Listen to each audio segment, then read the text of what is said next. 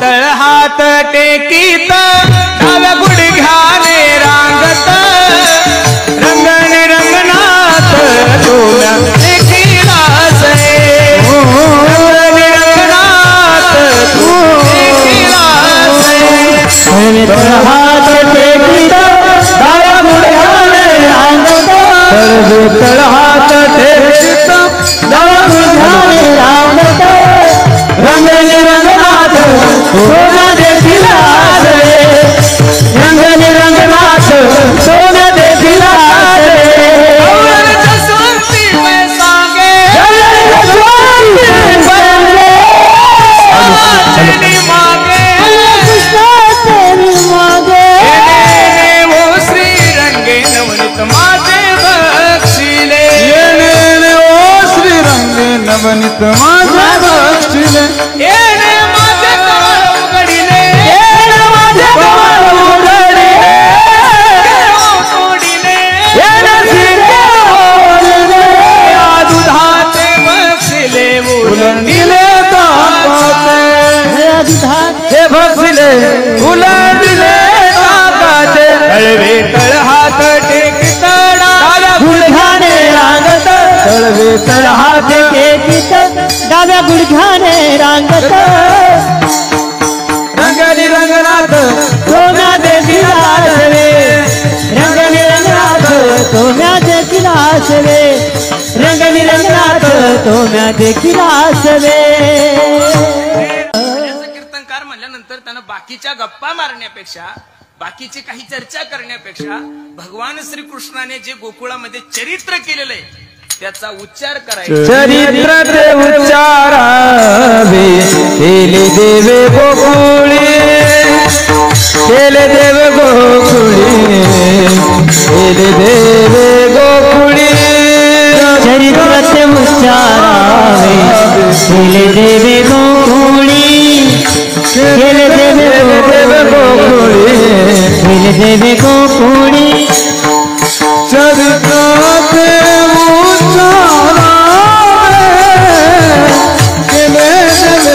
गोकुळी तारू भाव सागरी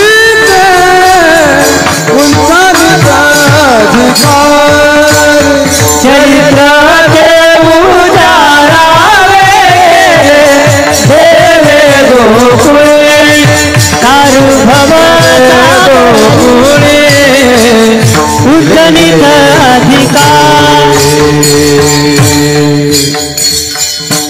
भगवान श्रीकृष्णाने गोकुळामध्ये जे चरित्र केलं त्याचा उच्चार करायचा पण मानवी देहाची सगळ्यात मोठी भ्रांती ही आहे की ज्याचा उच्चार सांगितलं त्याचं आचरण करतो आणि ज्याचं आचरण सांगितलं त्याचा उच्चार करतोय दशम स्कंदाच्या अगोदर नवम स्कंद का आहे कारण नवम स्कंदामध्ये भगवंताने जेवढं काही चरित्र केलेलं आहे प्रभू रामचंद्राचं चरित्र लक्ष देऊन ऐका जोपर्यंत प्रभू रामचंद्र रूपी आचरणाचा चष्मा आपण परिधान करणार नाही तोपर्यंत माझ्या भगवान श्रीकृष्णाचं चरित्र तुमच्या आणि माझ्या लक्षात येणारच नाही आणि भगवंताचा विचार करूच नका सर त्यानं जे केलं ते तुम्हाला जमणार नाही तो देव होता 16,108 बायका असून सुद्धा तुका म्हणे नटधारी भोग भोगोनी ते नवले नवल केवडे केवडे न कळे कान्होबाचे कोडे पण लोकांच्या लक्षात विष पिलेलं नाहीये 12 गाव अग्निगिळा ते लक्षात नाहीये कंसाला मारलंय पुतनेला मारलं काहीच लक्षात नाहीये लोक फक्त एवढंच लक्ष ठेवतात भगवंतानं 16,108 बायका केल्या आम्ही 1-2 केल्या हा घ्या ना तुम्ही 10 करा आमचं काही नाही व्यक्ती स्वतंत्र आहे प्रत्येकाला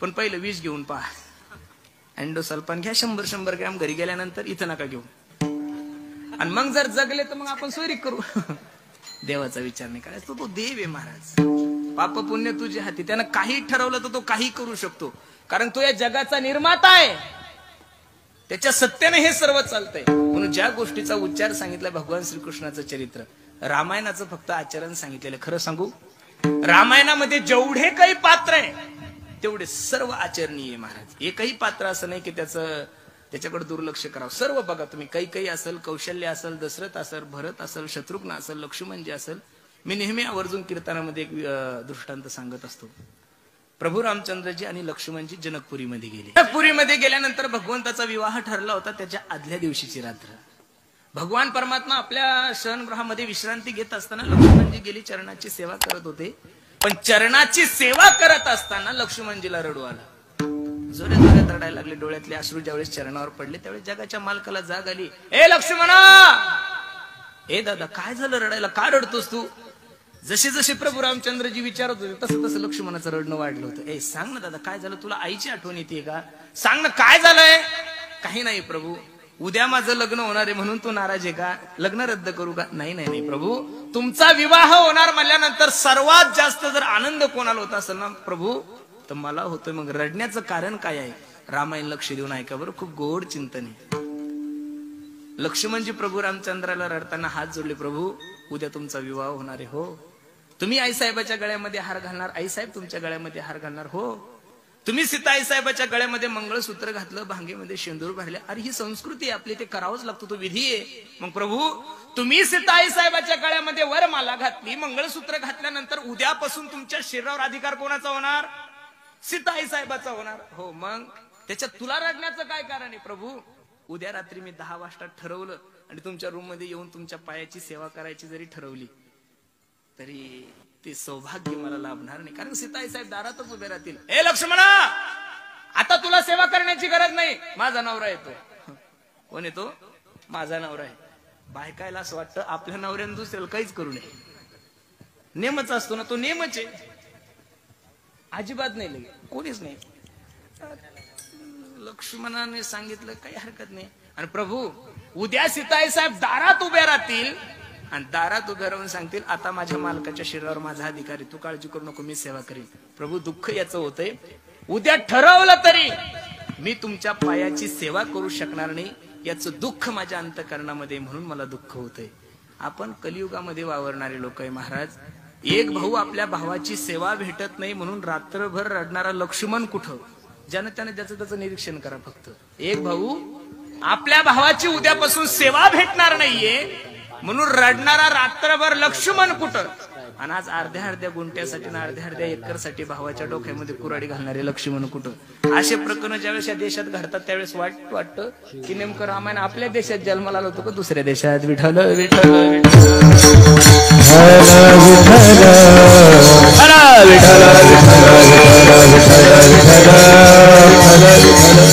कुंडली कवरदा हरी पंढरीनाथ भगवान की जय. प्रभू रामचंद्राचं जेवढं काही आचरण आहे, चरित्र आहे, तेवढं सर्व आचरणीय आहे. म्हणून दशमस्कंदाच्या अगोदर नवमस्कंद आलेला. तो आचरण रूपी चष्मा तुम्ही परिधान करा, मग भगवंताच्या लीला तुम्हाला सहज. आणि खरं सांगू का, कामासाठी माझ्या भगवंताच्या लीला नाही हो, कामावर विजय मिळवण्यासाठी माझ्या भगवंताच्या लीला आहे. लोक सहजच बोलून जातात, तो का देव आहे का? 16,108 बायका करणारा कुठं देव असतो का? गवळणीच्या काय माहिती का, भगवंतानी जेवढ्या काही लीला केलेल्या आहे, भगवंताचं जेवढं काही चरित्र आहे, तुम्ही चरित्र व्यवस्थित वाचा. 5 वर्षाचा असताना माझ्या भगवंताने सर्व चरित्र केलेलं आहे. आणि शास्त्रही सांगताय आणि विज्ञानही सांगताय महाराज, 5 वर्षाच्या मुलाच्या अंतःकरणामध्ये हा काम नसतो, म्हणून कामावर विजय मिळवण्यासाठी माझ्या भगवान श्रीकृष्णाचं चरित्र आहे. विठ्ठल विठ्ठल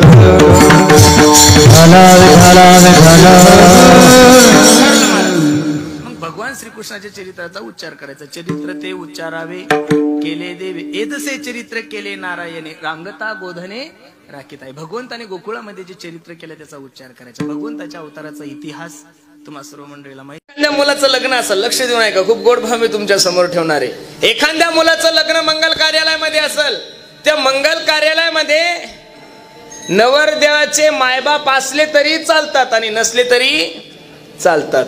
मंगल कार्यालय एकदम सुंदर असलं तरी चालतं, नसलं तरी चालतं. जेवणाची व्यवस्था चांगली असली तरी चालती, नसली तरी चालती. चांगले फटाके असले तरी चालतात, नसले तरी चालतात. महाराज सेंटेड जे स्प्रे वगैरे असतात ते असले तरी चालतात, नसले तरी. नवरदेवाचे मामा असले तरी चालतात, नसले तरी चालतात. नवरदेवाच्या नवरीच्या बहिणी असल्या तरी चालतात, नसले तरी चालतात. याच्या पुढे जाऊन सांगू, लग्नामध्ये नवरदेव असला तरी चालतो, नसला तरी चालतो का? लग्न म्हटल्यावर नवरदेव महत्वाचा आहे ना, बरोबर आहे का नाही? जसं लग्नामध्ये नवरदेव महत्वाचा आहे तसंच परमार्थामध्ये मन महत्वाचं आहे महाराज, बरोबर आहे का नाही? बाकी सगळे थोतांडे, बाकीचं काय सर्व हे थोटांड आहे. म्हणून एक महत्वाचं काय मन आहे. आणि ते मन तुम्ही त्या भगवंताकडे लावत असताना प्रत्येक इंद्रियाद्वारे त्या मनाकडे आपण देवाला लावलं पाहिजे. डोळे तुम्ही घ्या रे सुख, पहा विठोबाचे मुख, तुम्ही ऐका रे कान माझ्या विठोबाचे गुण, बोलावा विठ्ठल पहावा विठ्ठल. प्रत्येक इंद्रियाद्वारे जर तुम्ही त्या इंद्रियाला देवाकडे वळायला लावलं तर निश्चित तुमचं मन मनात ते धाव घेई, धाव घेई, मनात ते धाव घेई, मनात ते धाव घेई, मनात ते धाव घेई.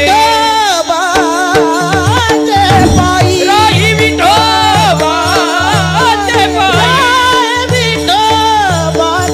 पायी, राही विठोबाचे पायी. तुम्ही आई कारखान, तुम्ही आई कारखान, तुम्ही आई कारखान, तुम्ही आई कारखान, आई कारखान, आई कारखान.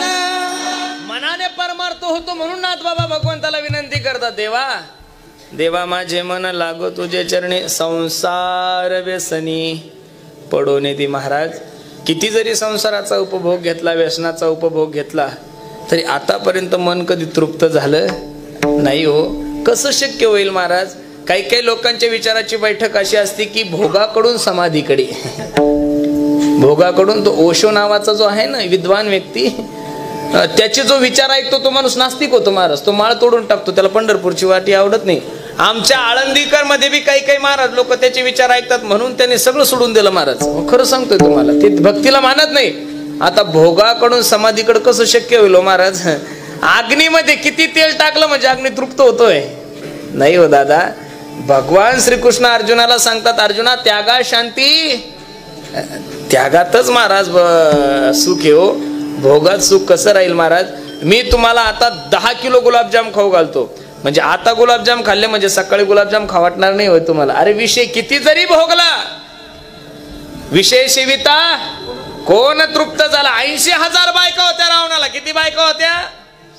80,000 बायका असून सुद्धा माझ्या सीताई साहेबाकडे रावणाची बुद्धी गेलीच. म्हणून महाराज सांगतात, संसार व्यसनी पडो नेदी. माझी विनंती दादा, दारू पिणाऱ्या माणसाला, मदिरा पिणाऱ्या माणसाला तर माझं ओपन चॅलेंज आहे. तुम्हाला किती दारू प्यायची तेवढी पिऊन घ्या.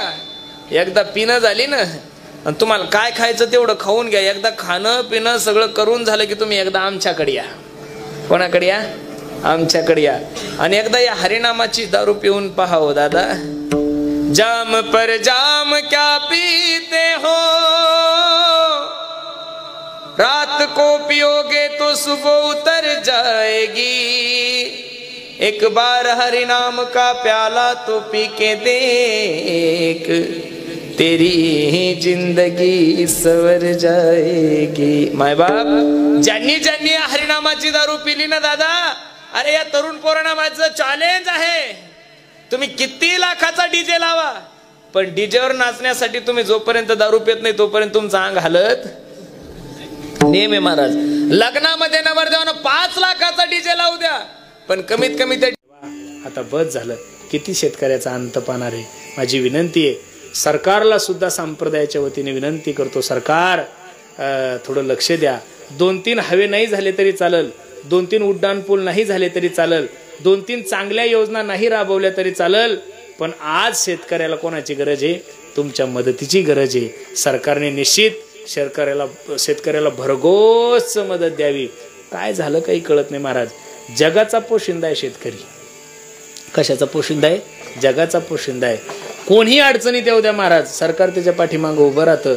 पण जो शेतकरी देश चालवतो, जो शेतकरी जग चालवतो, त्या शेतकऱ्यावर संकट आल्यानंतर लोक का म्हणून उभे राहत नसतील मला काही कळत नाही. अरे कोरोनाच्या काळात हॉटेल बंद होती गाड्यांनो, कोरोनाच्या काळात कंपन्या बंद होत्या, कोरोनाच्या काळात बिझनेस बंद होते, कोरोनाच्या काळात शाळा बंद होत्या, सगळं बंद होतं.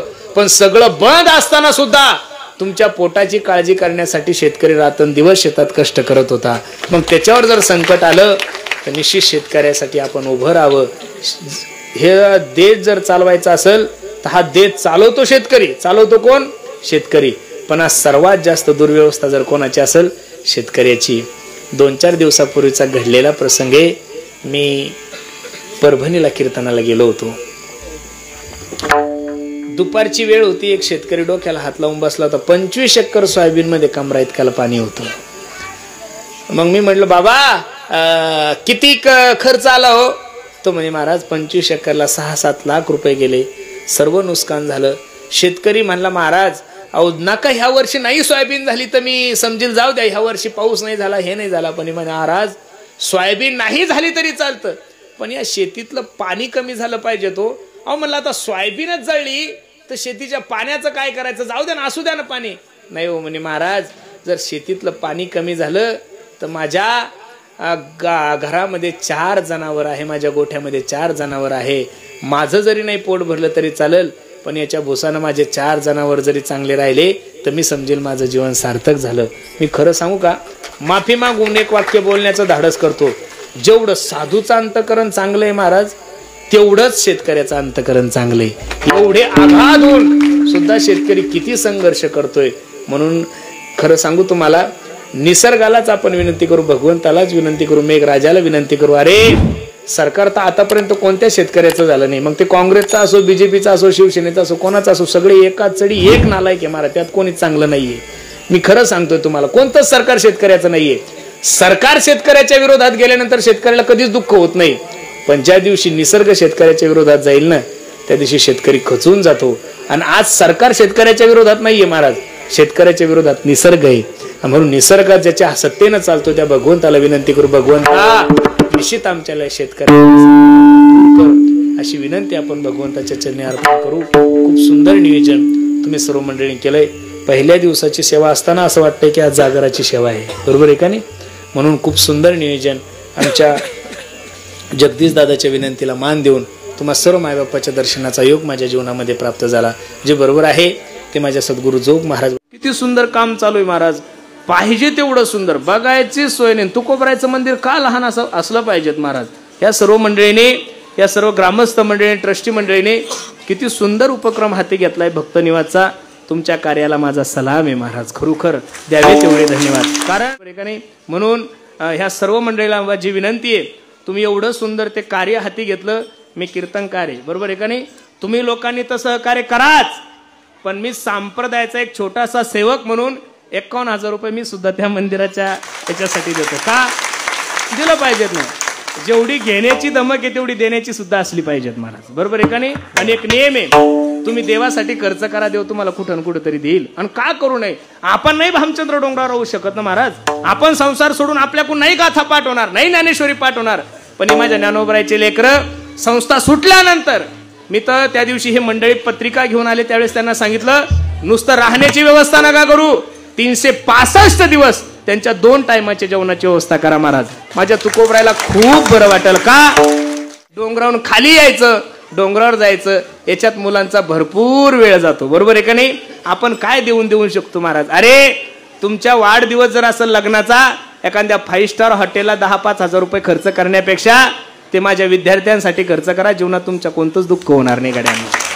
तुमचे पोरांचे वाढदिवस हॉटेलला साजरे करण्यापेक्षा, बाकीच्या ठिकाणी साजरे करण्यापेक्षा, एखादा वाढदिवस आपण तिथं कोरडा सिधा देऊन ह्या मुलांची जर, हे बघा, श्रीमंत माणसाने आपली जर श्रीमंती मोजायची असेल तर त्याने कधीतरी गरिबामध्ये आलं पाहिजे गड्यांना.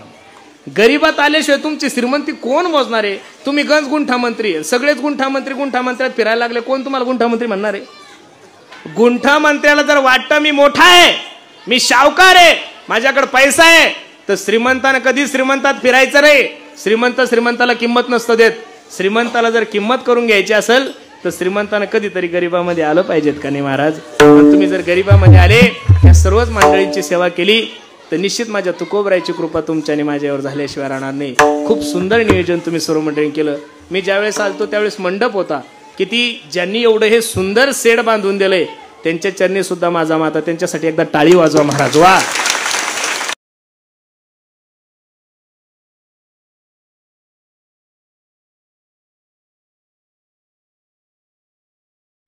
हिंदुरेकर महाराज कीर्तन, आपले कीर्तन, इंदुरेकर महाराजांचे कीर्तन.